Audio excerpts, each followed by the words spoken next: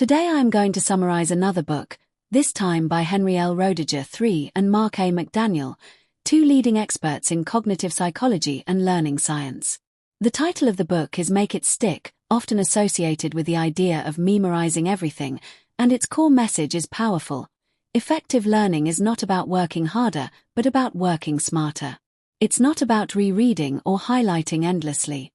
It's about using the right techniques that actually help your brain remember and apply information. In this video, I have prepared 5 key lessons from the book that can help you improve your memory, study more efficiently, and retain information for the long term. These lessons are practical, science-based, and surprisingly different from what most people are taught in school. Let's get into it. Lesson number 1. Learning is supposed to feel difficult. Most people believe that if something feels easy, they are learning well. You read your notes, everything looks familiar, and you think, I've got this. But this is often an illusion. The book explains that real learning is effortful. When your brain struggles a little, it actually strengthens memory. This is called desirable difficulty. It means that the more effort you put into recalling and understanding information, the better you will remember it later. Imagine reading the same page again and again. It feels smooth and easy, but after a day, you forget most of it. Now imagine trying to recall the information without looking. It feels harder, even uncomfortable, but it creates stronger memory connections.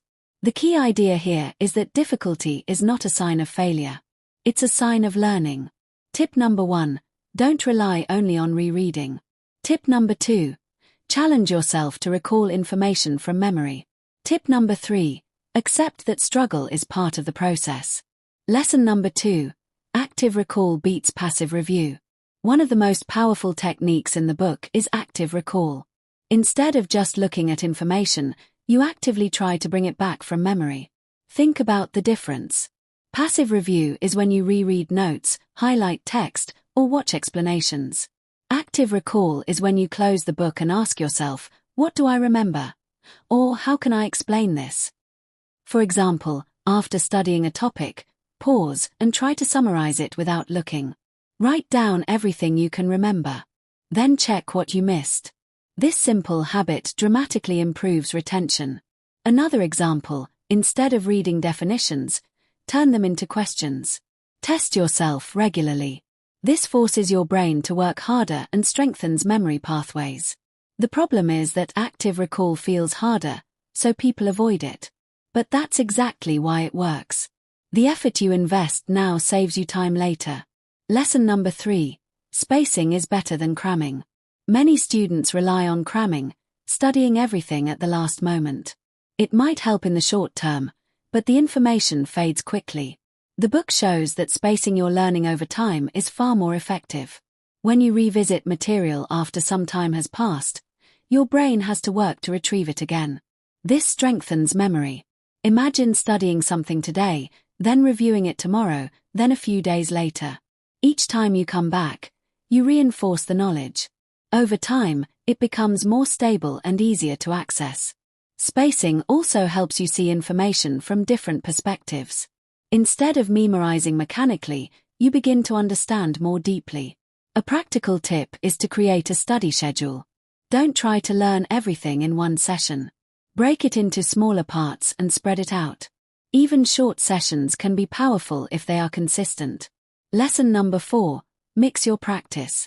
Another surprising idea is that mixing different topics or skills, called interleaving, improves learning. Most people prefer to study one topic at a time. It feels organized and clear. But this can create a false sense of mastery.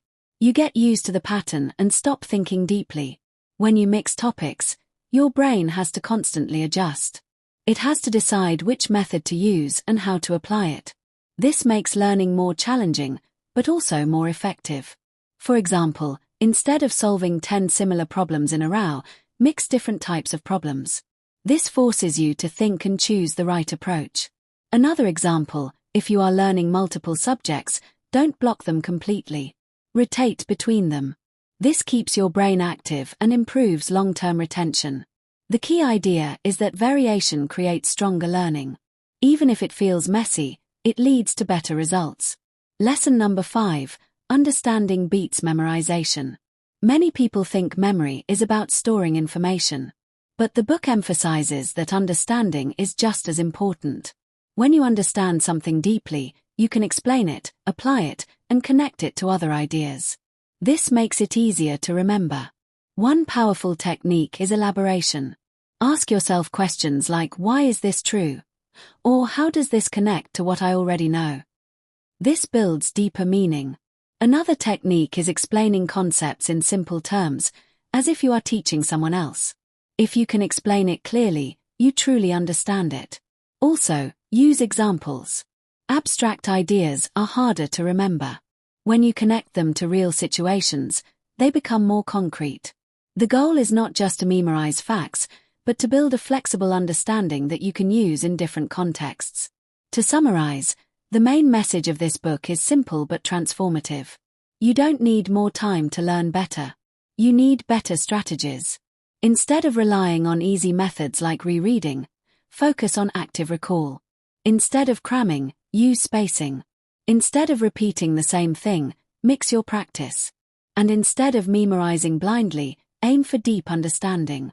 Look at your current study habits and ask yourself, where am I choosing comfort over effectiveness? Where can I challenge my brain more? And how can I make my learning more active? Because the truth is, memory is not about talent. It's about technique. And when you use the right techniques, you can learn almost anything. Thanks for watching.